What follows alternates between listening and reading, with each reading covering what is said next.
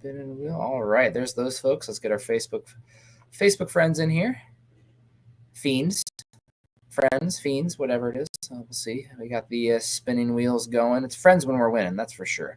All right, welcome in, everybody. It is Wednesday morning, the 23rd. Happy birthday to my mother. God bless you. It's a good day. Broncos on the winning train again, and good vibes with the Broncos. It seems to be people are really starting to take notice. Scott, I don't know if you kind of I don't take too much stock in power rankings, but it's kind of fun to see at the same time when you're not constantly last. And Denver's in there.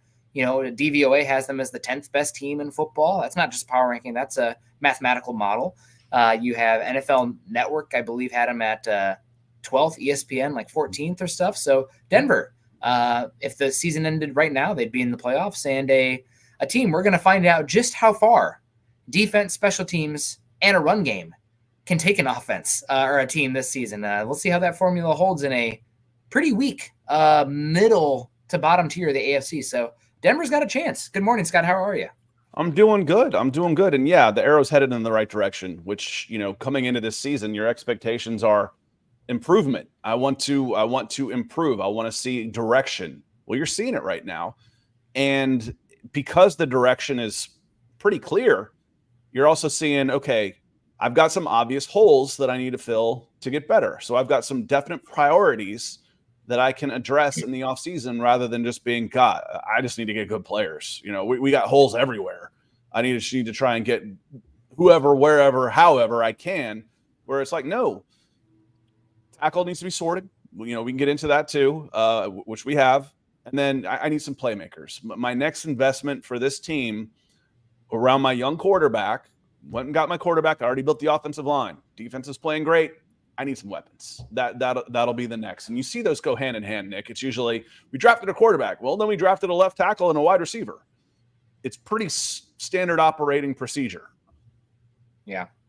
It's good to see the Broncos, you know, feisty right now. I mean, you and I both went through the preseason, and maybe after this Carolina game, we can predict the rest of the schedule here. But we had Denver finishing 6-11, I believe overall, which was over the Vegas totals, but we're only 2 wins away from reaching that with 10 games to go. So Denver obviously outperforming our expectations. Mm-hmm. And again, it's worth just saying again, it's the offense is what it is. You know, it's always going to be a little bit rough early on. I think it's a little rougher than I thought, although the last game is what I had hoped for this season, you know, taking your quarterback off the high dive and leaning into your offensive line and run game and utilizing the quarterback's legs, who Nix is a far better athlete than I thought it would translate to the NFL.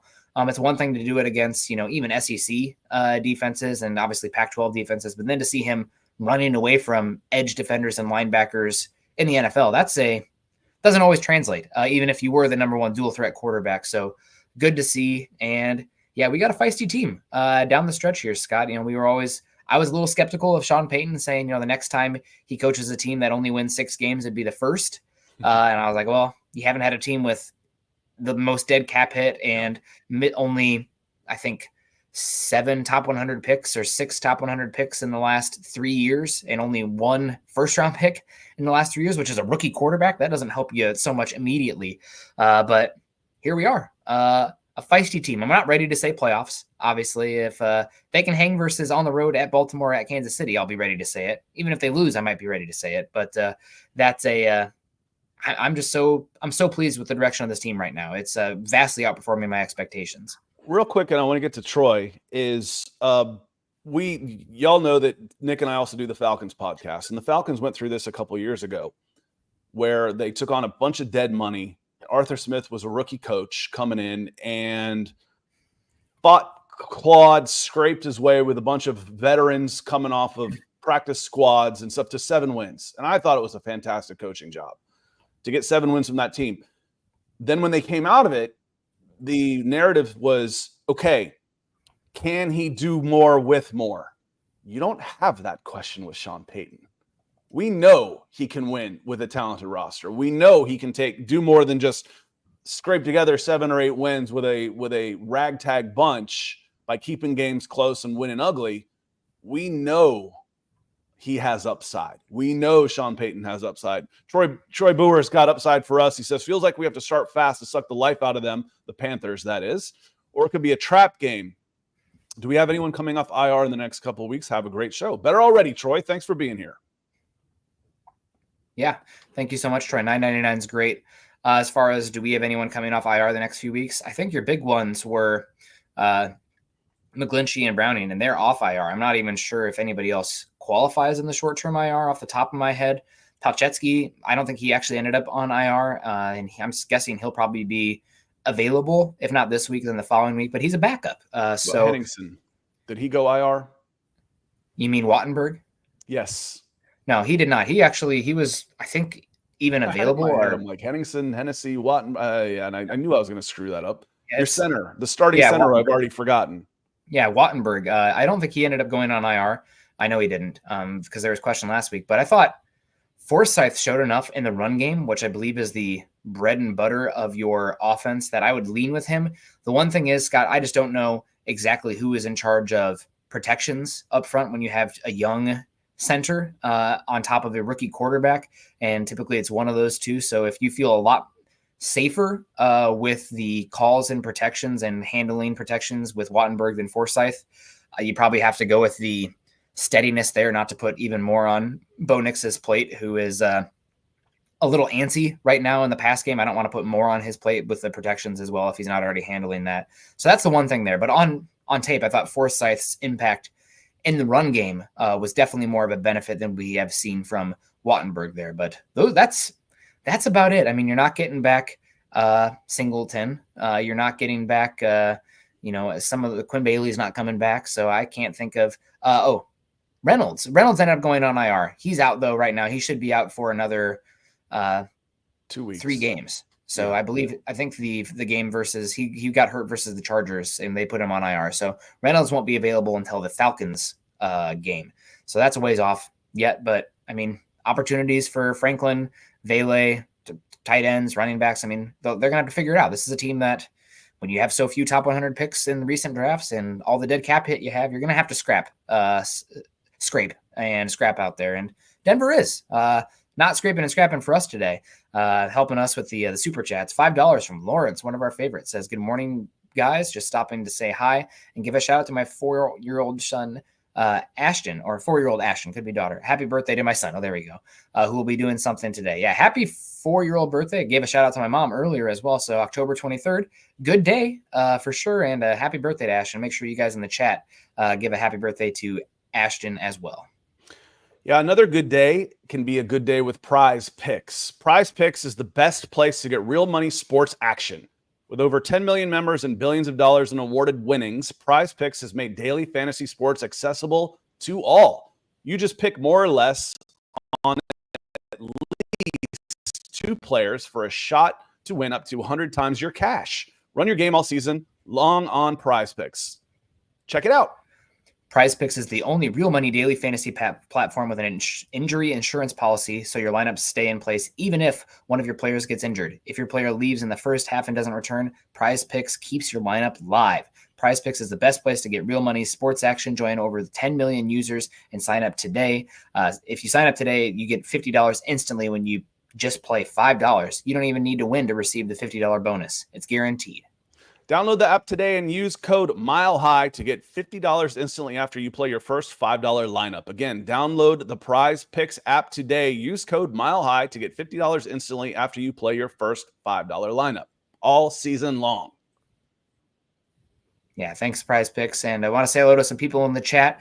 Obviously, get to our star givers first, but now you don't have to be giving stars, although it's greatly appreciated if you don't. And also make sure you guys click a thumbs up on the ways. And Jeremy Sean says, morning, boys. Need to take care of business against Carolina and head into a tough stretch with confidence.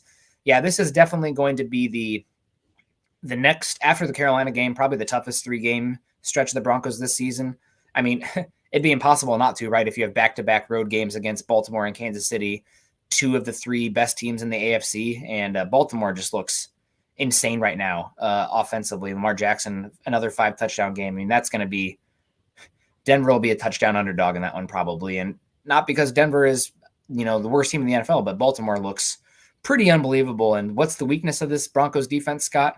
It's the run D. They're not terrible there, but that's the one area that they can get got a little bit. Their EPA per play, they're only 12th in, 16th in rush EPA per play. And Baltimore, with what they're doing with Lamar and Derrick Henry's tough. But to that point, that's the one area in this Panthers game, Scott, that could be a determining factor. I don't know who it was said get ahead early.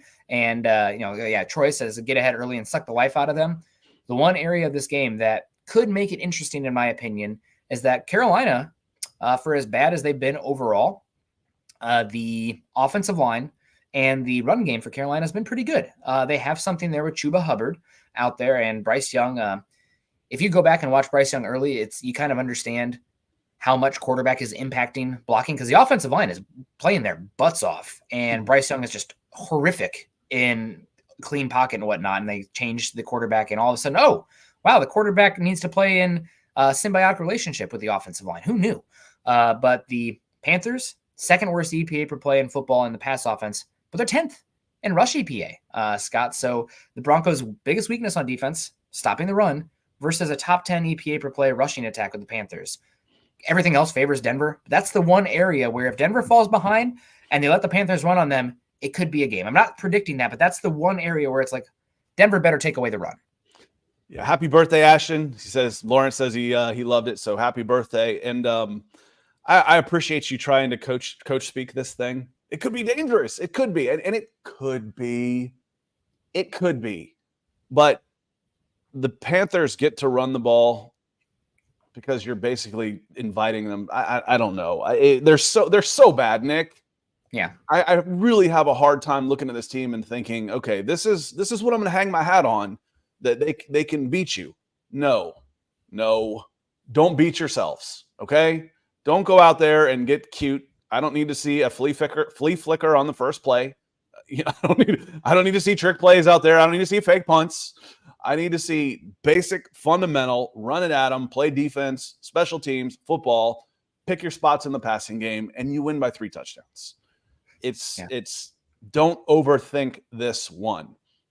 Trust your defense on this one. Don't be in a giving mood like Mike Gibbons.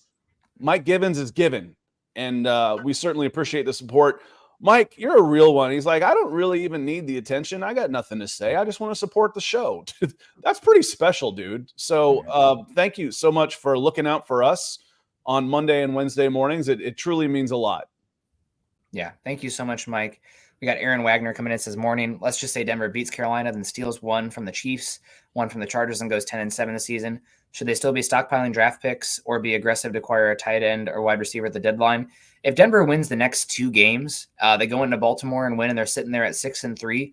I think that you should at least, look in the market for wide receiver, tight end, running back. Now, nothing that is, we had Alvin Kamara just sign an extension. He's off the table out there and whatnot. But I mean, I still think you need to know where you are. An extension. But it probably makes him not tradable, right? It's an extension, but it takes him off the trade table this season, I think. Not really, because the dead cap is still the same. I don't think he's going to get traded anymore, okay? Flat out. Because the money isn't right. The Saints are paying him more than you would want to pay him, and he's older, okay? But all it did was push more of their dead cap. It didn't change the dead cap number in a trade. What it does was extend dead cap into 2026. It just kicked the can down the road. It changed the finances of the Saints. If you were to try and get him, it would cost them the same amount in dead cap. So they're manipulating the cap, and all those guys are getting old, and people say, oh, the salary cap doesn't matter. The hell it doesn't. How are the Saints look this year after putting all that stuff on layaway? The Saints are a dumpster fire right now, and they're broke. The only way they're making money is extending. They're getting any money back is extending 30-year-old players. That's not a winning formula, y'all. No. On this real quick, sorry, Nick, for the big interruption, but the I don't think they were getting them before, but the extension doesn't really change that.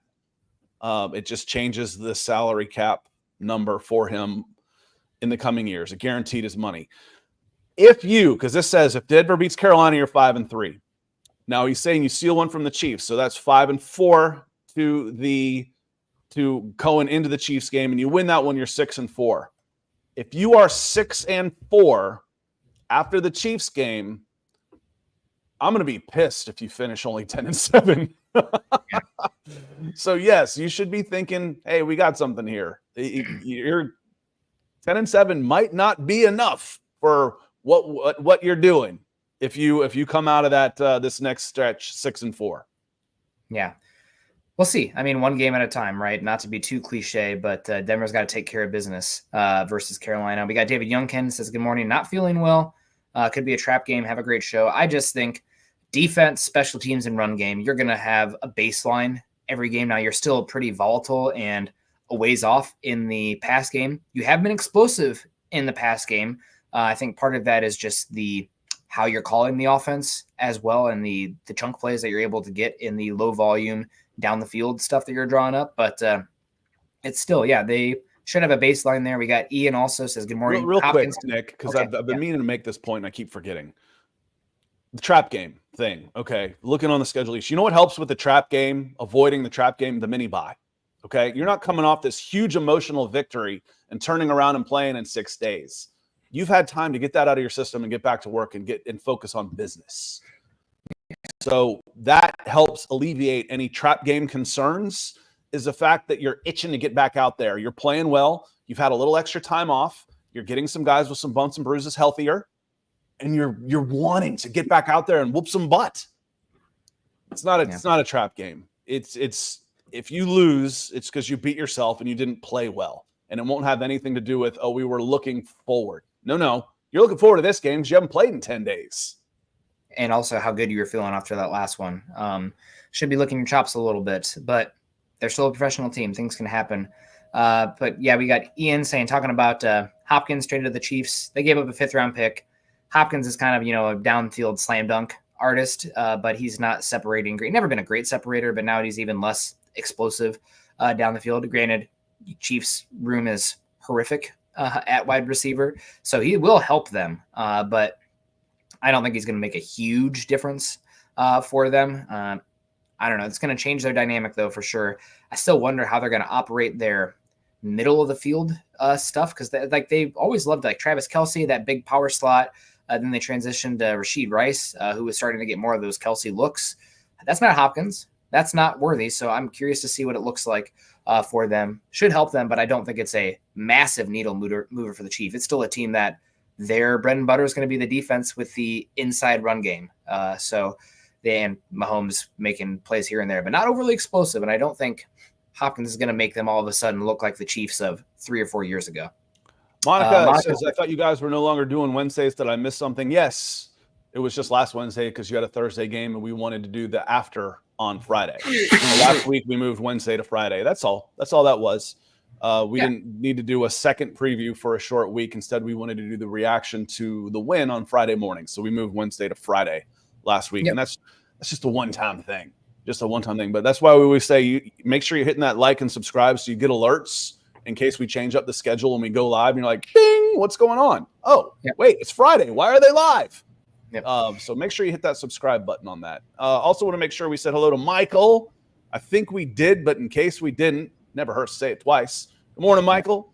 He says, good morning, Nick and Scott on Broncos for breakfast. Go Bo Broncos. Appreciate you, Michael. And then Naj coming in. He says, hey, brothers, a challenge for Sean Payton is maintaining the desperation this team has played with outside of the first half against the Chargers and can't get caught up in the press clippings, skyrocketing up those DVOA power rankings that Nick mentioned. Just focus on improving week to week. And again, Naj, we're on the same page here. I think the mini bye helps with that. It helps with that. These guys are anxious to get back out there again. Yeah, my concern about the mini bye and the Panthers stuff is that I feel like the way this Panthers team has played against Marcus Mariota last week, there is a trap game aspect, I think, to a certain extent, because you're looking ahead to the proving grounds the next 2 weeks versus Baltimore and Kansas City. Nobody expects you to win those games. It feels like we just take care of business. Carolina, be fine. So I'm not as worried about that with Sean Payton, but this is not a veteran team. It's still a pretty young team overall. So there is risk to that. I mean, the bad formula for this game is, the Carolina scores early. You have a terrible turnover early as well, and all of a sudden you're down 2 scores out Beat of the gate. I yourselves. think, yeah, you beat yourselves. More likely to happen with Carolina, but it's an NFL team. This isn't, Georgia versus the Citadel out here, right? You're not just going to overwhelm them with, like a varsity team versus middle school. It's just, that's kind of what Georgia Citadel feels like. Have you seen the Panthers? I have seen the Panthers, and they are bad, but they're still an NFL team. I know. I'm teasing. So, thank you so much, Naj. Yeah, you know what else I've seen, Nick? I've seen Manscaped. Hey, everyone. This episode is brought to you by Manscaped, the global leader in men's lifestyle and grooming. Every man knows the unbeatable feeling of a fresh barbershop shave. Now, what if I told you that you no longer have to wait weeks or even months between appointments to experience it? Introducing Manscaped's newest innovation, the Chairman Pro Electric Foil Shaver, the game-changing tool that brings the luxury of a professional shave right into your home. Whether you're after that daily silky smooth finish or prefer to maintain a rugged 5 o'clock shadow, the Chairman Pro Electric Foil Shaver is your go-to for precision and style every time. Head over to manscaped.com and join the over 11 million men worldwide who trust Manscaped by using our code HUDDLE for 20% off plus free shipping. Get the Chairman Pro today and experience a shave that is as smooth as you deserve. Get 20% off and free shipping with the code HUDDLE at manscaped.com. That's 20% off and free shipping with code HUDDLE at manscaped.com. And this isn't just for the fellas. Remember, the holidays are coming too, y'all. Yeah, absolutely. I want to say a little more folks in here. Good morning from Brookland Official Music. Glenda Lee in here over from Twitter. Good to see you. 69 Skater Mike. Good to see you. Morning, gents. Keith Brugman. First time in years, we may not be labeled sellers at the deadline, but are we buyers? I think Denver's, still fighting this cold. The end of it. I think they're somewhat buyers. Now, if you lose Carolina and Baltimore, and you're sitting there at 4-5, maybe you talk about like a DJ Jones or a Baron Browning, guys who are probably not back, that maybe you get a jump start on the return on investment from free agency out there. Maybe even something shocking like Garrett Bowles. If you lose against the Panthers and then get smacked against Baltimore, I think there's a conversation to be had there. But I think you're more likely to add a cheap, kind of like what the Chiefs did, late day 3 pick to bring in a running back or a tight end, just to raise the floor of the offense and help Bo Nix out a little bit. But I'm not overly concerned or aggressive at the trade deadline right now. Yeah, I agree. I don't think there's too mmany guys that you would want to move on from. And coming out of this, I think worst case, you're looking at 5-5. Worst case, you're looking at 5-4 at the deadline, is the way I see it. If you split, you're 5-4 at the deadline. You're not sellers at that point. And will the Broncos try and add? I don't consider a late pick swap, a 7 for a 6 for some back end of the roster guy, a deadline deal.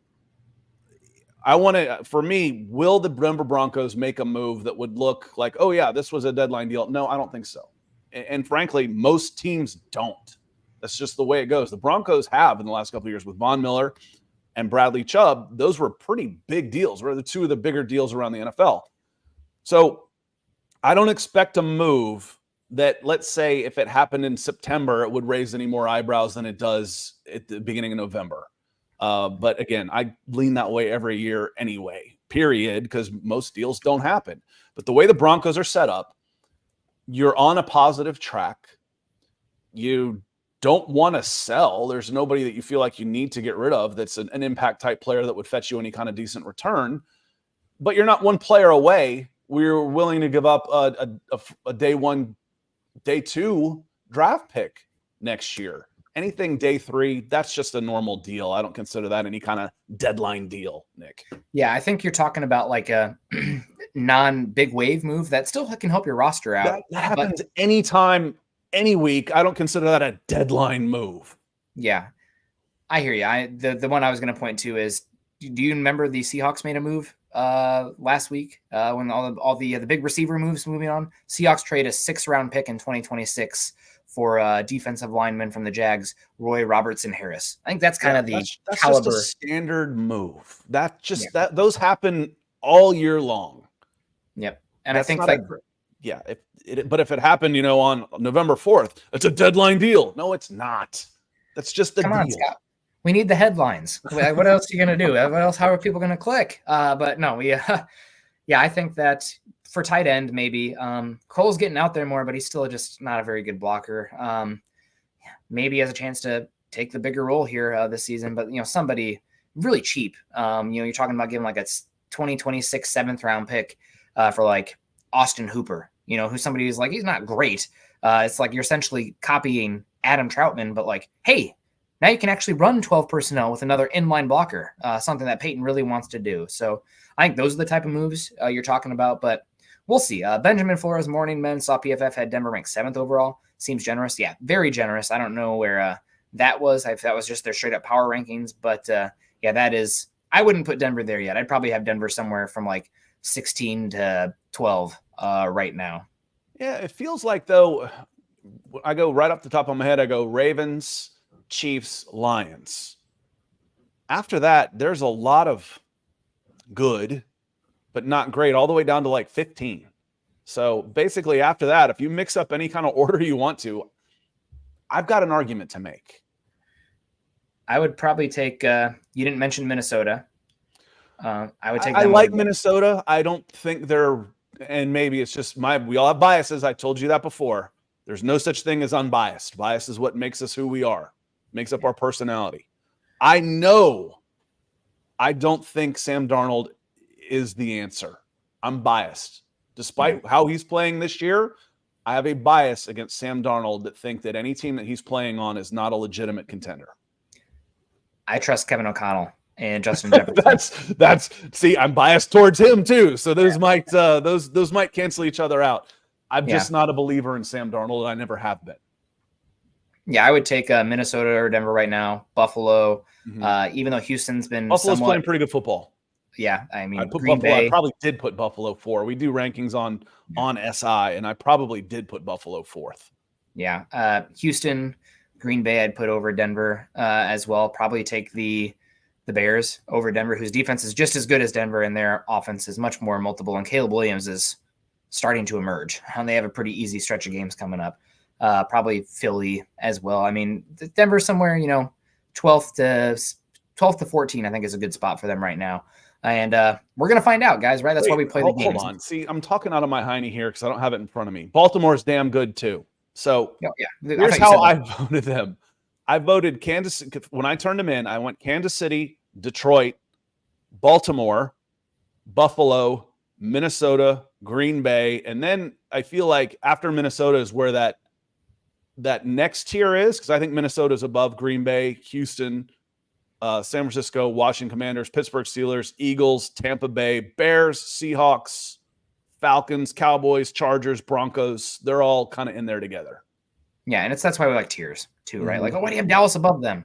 I probably have the Broncos over Dallas right now. They're circling the drain. But here or there. Mr. Roush, good to see you. Chase Wellner in the house. Always great to see you, buddy. Jess Canady, morning, guys. Awesome to see you. We got you're a casual. I love that. Chiefs really got D-Hop. Yeah, I don't think it's a huge deal. They gave up a 5th that could become a 4th. I mean, it's kind of like one of those ones where they're going to be really tough to beat now. Yeah, I mean, yeah, it does help them, no doubt. But I don't think it's like they're already tough to beat. Yeah, it didn't hurt them any. It's kind of like in Madden where like a player is held on to way too long, and it's like, wow, you still have this player who was actually good 4 years ago, ranked as a 88. It's like he's probably a 76 now, but he has that pull. He'll be fine. But this is not the Hopkins of 5 years ago. So I'm not overly worried. And they're operating on a different timeline. They're in their window right now. This Denver team is arriving early. When the pilot comes in, it's like, hey, we got some tailwinds. We're going to be arriving at the terminal 20 minutes earlier. Yeah, that's wait till they make a bigger trade for Cooper Kupp. Deanna Rossini said that Chiefs were close to getting Kupp, but they were not as interested in taking on as much money as the Rams wanted them to, and not as interested in giving up as high of a pick as the Rams wanted. So Mahomes might take back $10 million to get Cooper Kupp. Yeah. He's like, send it to State Farm. Send it to State Farm and bring me Cooper Kupp. Send the bill to my agent. Yeah, without a doubt. Money Moore talking about the draft as well. It's a really good tight end draft.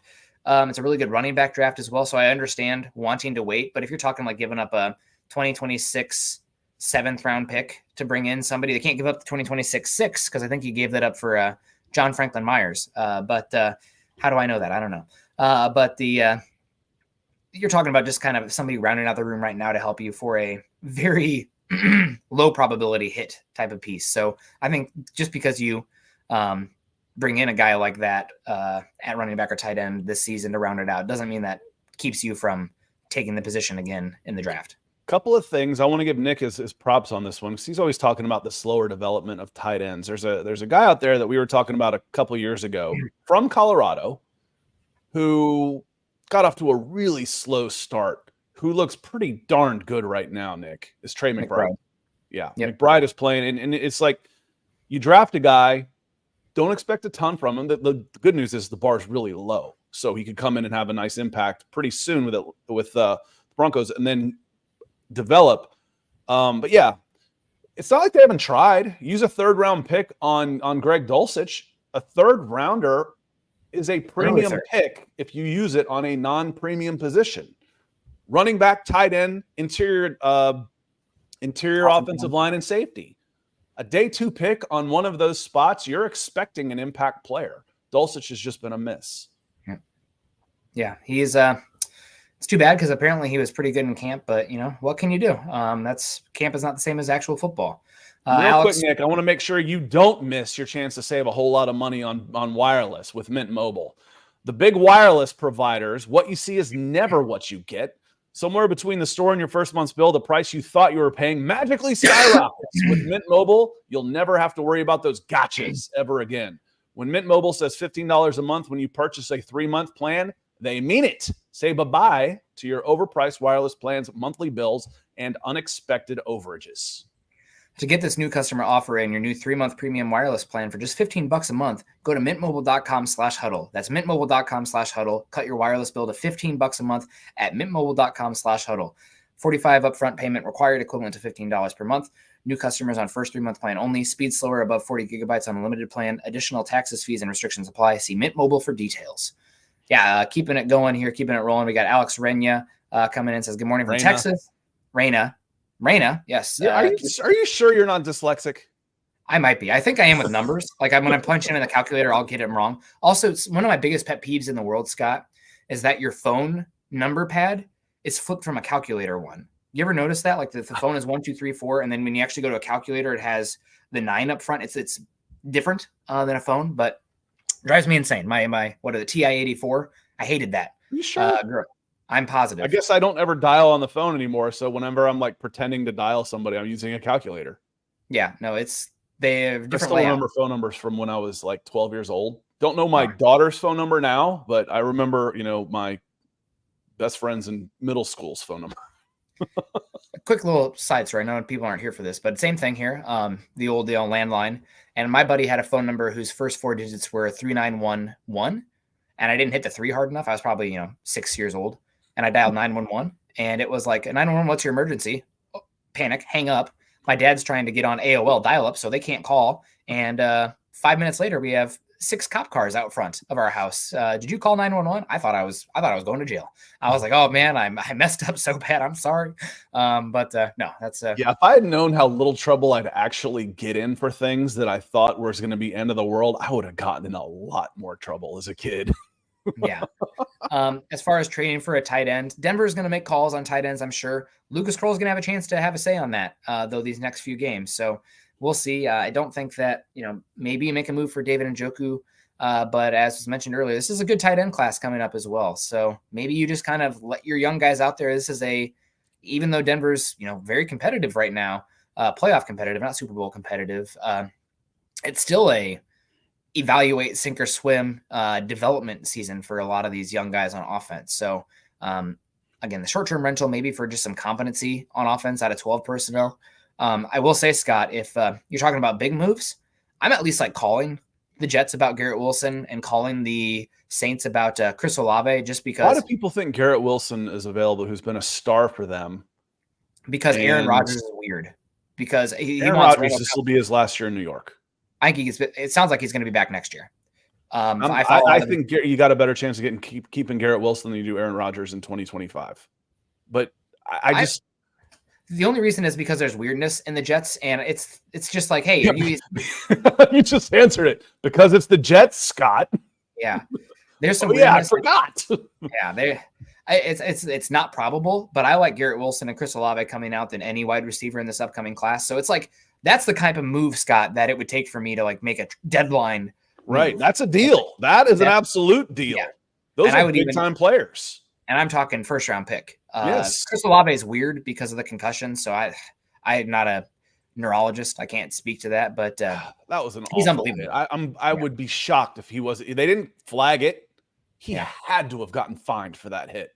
I think that's his fourth concussion in his playing career because he had one at Ohio State and he's had one every year in the NFL so far. So that scares me. But the talent level, that's kind of the one that you talk about a big move. But as far as like tight end, running back, you're talking very small kind of move. But we got Miguel Santos-Stevens says, "Sup, fellas, Broncos need to keep the vision of one game at a time, and they'll be just fine." Yeah, absolutely. We do want to talk a little bit more about this Panthers team, Scott. This is as we talked about, this is a bad team. I don't know if they're the worst team in the NFL. First, we got Diego Alonso with the is that the One Piece logo there? Whatever it is. Looks like it's a heart. Showing us some love. Yeah, God bless you. Diego. It's hard to tell because it's literally smaller than my fingernail on the screen on this. We get the message though. Love you too, brother. Thank you so much for the support. Yeah, absolutely. Thank you so much, Diego. Bama X. And I had the Cleveland Browns as the worst team before. While they were putting Deshaun Watson out there, the Cleveland Browns were the worst team in football. They might be better now. I'm telling you, at least someone will go out there and try. Deshaun Watson was, until I saw the injury, I just read about it first. I'm like, well, this is BS. I'm like, this is the excuse to put him on IR and it's a PR move. And then I saw the injury. I'm like, okay, he actually is hurt. But they'll be a better team without Deshaun Watson because that dude just flat out didn't want to play football anymore at all. Yeah. It was rough, no doubt. Bama X, good to see you in here. Want to say hello to you. XX Nil says tight end can take 3 years to cultivate. I mean, there have been like Bowers immediate hit, Sam Laporta immediate hit, but just in general, Scott, tight end play is way down across the league. Like you're not getting a lot of output from the tight end position in general. So again, that's why I want somebody with a baseline that can like block. Forget the tight ends who are, glorified wide receivers. Just put in the goddamn wide receiver if that's the case. Why would you do that? But the leading tight end this year, for yards, it's Bowers. That's rushing yards, dummy. It's Bowers. I'm like, why did it take me so long to get to Bowers? Because you clicked on rushing yards and he still showed up under rushing yards. Yeah. Jatavian Sanders has 150. He was a 4th round pick. Mm-hmm. Theo Johnson, a guy we really, really liked. He's 3rd. He was a 4th round pick. Eric All, he's 4th with 100 yards. He was a 4th round pick. So again, when we talk about, premium position, you took a shot on Greg Dulcich. Just to this point, it hasn't worked out. Sam Laporta had 1,100 yards in 2 years. Unfortunately, this is cumulative. It's not just one season when I look at this. Dalton Kincaid has done well. He's still young. We liked him too coming out. Tucker Kraft was a 3rd round pick. He's next in the 2023 class. He's next. He's only got 600 yards in a year and a half. Yeah. I just think it's there's not a lot of difference makers at the position right now. I would call on maybe if Dallas loses again, Jake Ferguson. He's got a good floor for the position. Maybe if the Jets keep stinking, Tyler Conklin, Colby Parkinson for the Rams. I mean, you're talking day 3 picks here for those kind of guys. Not a big needle movers, but somebody who can just make your offense more multiple from 12 personnel. And if this is a team that wants to lean into the run blocking, Scott, you better damn well have 2 tight ends who can run block. So that's something that right now we have not had. I mean, Atkins is a fine, useful piece as like an H-back, but you don't want him getting more than 5 offensive snaps a game. Really, his value is coming from special teams. So 5 to 10 maybe out there for Atkins. You want him as your 3rd or 4th guy. But I digress. Panthers, Scott, we talked about already. If Denver beats themselves, they obviously have a chance, but the only area of at all concern for me in this one is that Denver's defensive EPA per rush, not very good. They are 16th in they're 12th in EPA per rush, but just 16th in success rate per rush, where Carolina 10th in rush and 16th in EPA per rush. So they've been successful running. Chuba Hubbard in that offensive line is definitely the best aspect of this team. And that's just the one area where Denver, schematically, they need to do what they can to take out the run game and make Andy Dalton in the pass game beat them. I do like Deontay Johnson. He sounds a little disgruntled out there. I'll be curious to see if he gets moved. I think like a team like the Chargers make a lot of sense for him. And I see people calling for Hunter Henry out here. There is no way the Patriots, I know that the Patriots are a bad team, but he is like the only thing that they have going for them with Drake May. And they just signed him this year. I think they re-signed him. Well, yeah. I looked him up before the show, and it said signed to like 15 million guaranteed, and it started in 2024.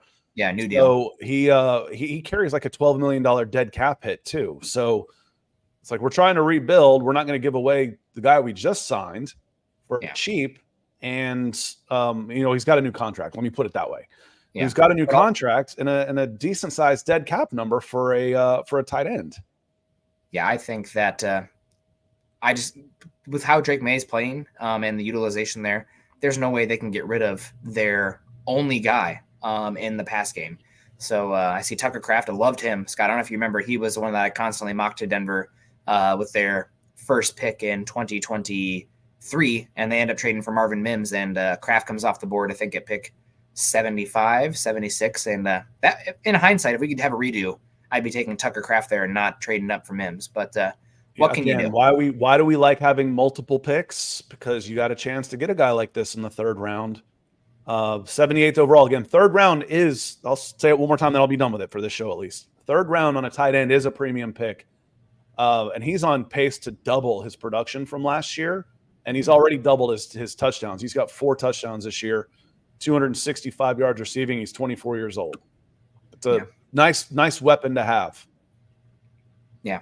That was a good tight end class, Scott. I mean, you also had Darnell Washington come off the board in the third round in that one as well. I think Denver had goo eyes for Luke Musgrave, and he ended up going early mid-second.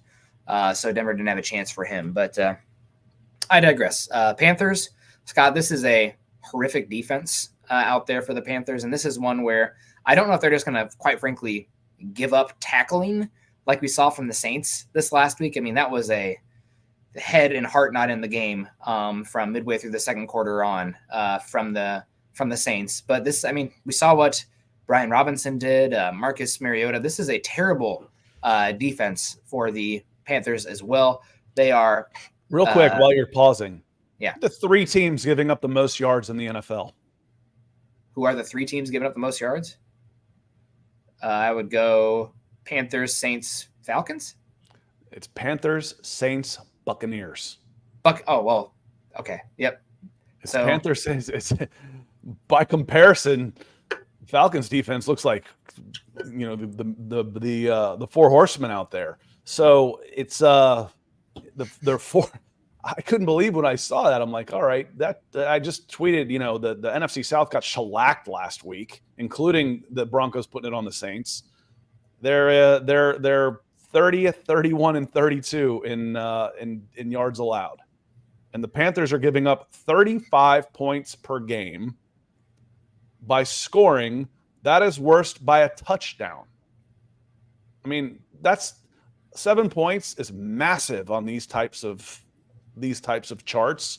Like 31 in points against is Dallas at 28. And if you took a touchdown off of them, they'd be top 10.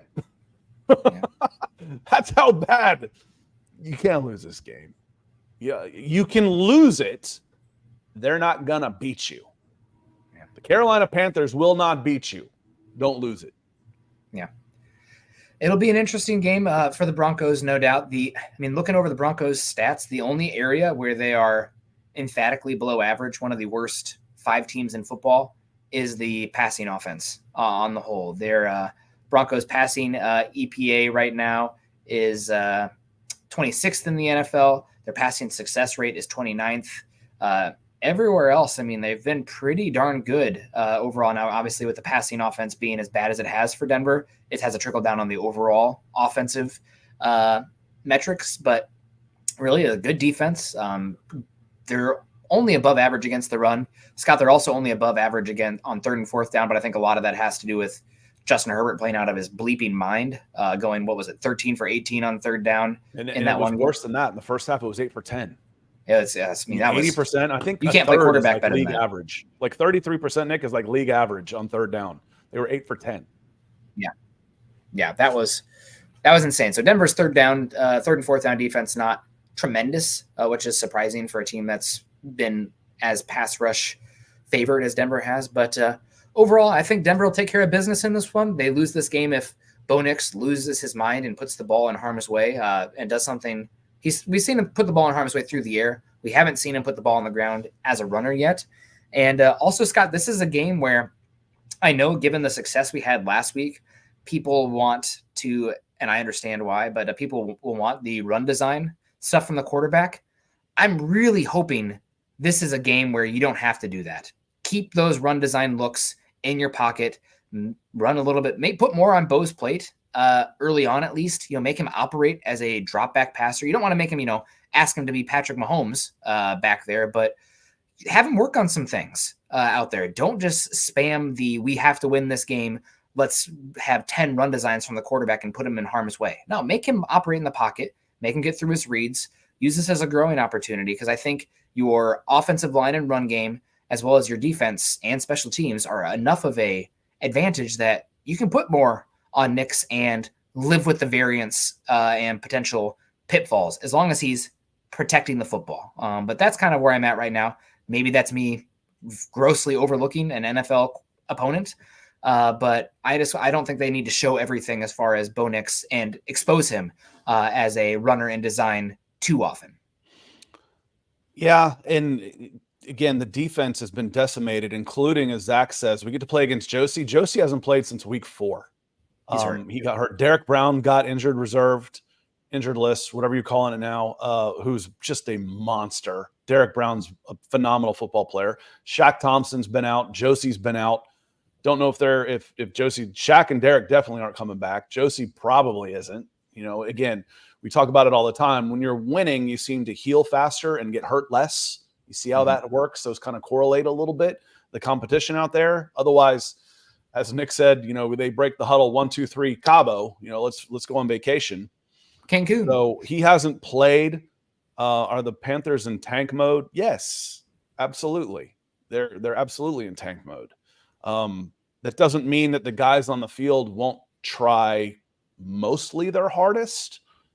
When you're in this mode, you're a little less likely to put your body on the line. But yes, they are absolutely in tank mode. And, they get something out of it this time. They actually get the number 1 overall pick when they finish last this year. Might be a race with a few teams, though, Scott. But we'll see. We got to do a prediction before we get out of here. Now, I will say don't hold me to this one, because there was one versus the Chargers where I picked Denver to win. And then when I actually sent it into Chad, I picked Denver to lose.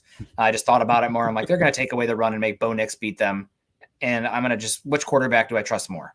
That sounds like Chargers. Yeah. That sounds like that was your Chargers prediction. Yeah, I picked the Chargers to win. Okay, I didn't hear which team you said it was. Yeah, I picked the Broncos to win on here for that game, and then I'm like, I can't do it. I think the Chargers are going to take this one. So also coming off the bye week. But I'm going to take Denver to win this one. What the spread was 7.5. I believe it might be up to 9 now. So that's a money coming in on Denver. Andy Dalton had a car accident this week as well. He sounds like he's going to be fine, but that's just some weirdness to their preparation and season as well. Deontay Johnson's giving interviews saying like he can't do everything, play every position on the field. So, I mean, he's always been a little bit of a malcontent. But I think Denver's going to win this one pretty easily. I'm going to go with a garbage time touchdown for the Panthers in this one, but I'll go Denver 34-16. Okay. I had a 31-9 Broncos, which would be the under. Broncos cover and the under. I feel better about the covering. I think they can win this one by two scores. Not easily, but this will be very similar to what you saw last week with a team that is checked out already for this season. And if you put it on them just a little bit, they'll fold. They'll fold and go home. And Sean Payton is ruthless, and he's starting to put that into the Denver Broncos, which really, really, was it Cam Jordan said he when he can smell blood in the water? I'm like, yeah, he can. And that's the kind of killer instinct that just kills, sorry to double pun there. You just kill teams like this when you've got that mentality. And this is a 2-score win for the Denver Broncos. Yeah, I hope so. We'll see. After that, it gets a lot tougher. The easiest stretch of the Broncos schedule this season, probably, these 4 games. You lost 1, but that's a terrible Saints team, and the Raiders pretty bad as well. Chargers good. Chargers feisty, and I know they lost against the Cardinals on the road, but God, man. Did you see ESPN put out their power rankings without that game? No. They had the Chargers moving up, and they do theirs early. That's why they have blurbs instead of actually all right, they basically hit up their writers and say, all right, this is this week's theme. So that way they don't have to justify their rankings, which I like better. We moved this team up. This is why. So they have them out at 7 a.m. on Tuesday mornings. Well, they moved the Cardinals down 2 spots and moved the Chargers up 3 spots when they published them. You might want to wait till the end of the game before you hit publish on these. Yeah.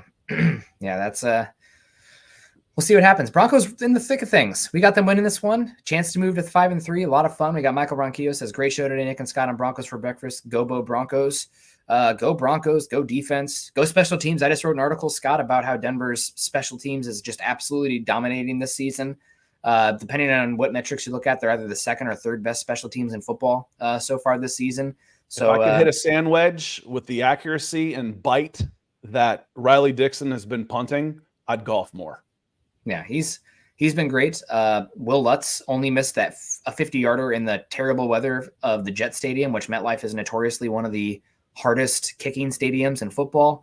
And the coverage units have been great as well. Denver first in the NFL in defensive starting field position and 3rd in the NFL in offensive starting field position. Some of that's turnovers, but a lot of that is the kicking game as well. So shout out to them. What's the name, Scott, of the special teams squad? Kotwika. Michael tried to help you out last night, and you still said Kautica. Nope, I think that was a movie. Gattaca. Gattaca. That was a good movie. That was a good movie. Yeah, that was a good one. Appreciate everyone coming in, hanging out with us today. Shout out to Troy Boer, Lawrence Rivera, Mike Gibbons, $49.99. Man, Mike, hell yeah. Michael Ronquillo, Naj, of course, Miguel Sandesteven, Diego Alonso, Keith Brugman as well. Did we get Keith's? No, this wasn't stars. This just was a reminder to be like Keith. He likes to make his picks on Prize Picks on his Mint mobile phone while using his Manscaped Chairman Pros. So be careful with that. Be careful with that. Pay attention. More attention. Actually, both can be dangerous when you're making picks or grooming. So be careful with that, Keith. Yeah. Keith definitely, he grooms. Look at that beard. Majestic. Make sure you guys are following Scott and I on Twitter. Scott's at Scout Kennedy. I'm at Nick Kendell, MHH. Also follow us at Mile High Huddle. If you're at Facebook.com, make sure you're following us at Facebook.com/Mile High Huddle and Facebook.com/Mile High Huddle pod. If you haven't done so, head over to iTunes, Apple Podcasts, Spotify, wherever you listen to your shows after the fact. Leave us a 5-star review. A lot of good Broncos and sports content out there, but we always appreciate that if you take the time to do that. It really does help us. And please subscribe, like, and share over on YouTube. The next time you guys see Scott and I will be hopefully a Victory Monday next Monday morning. So until then, you guys stay out of trouble. Continue to choose kindness and compassion, and go Broncos.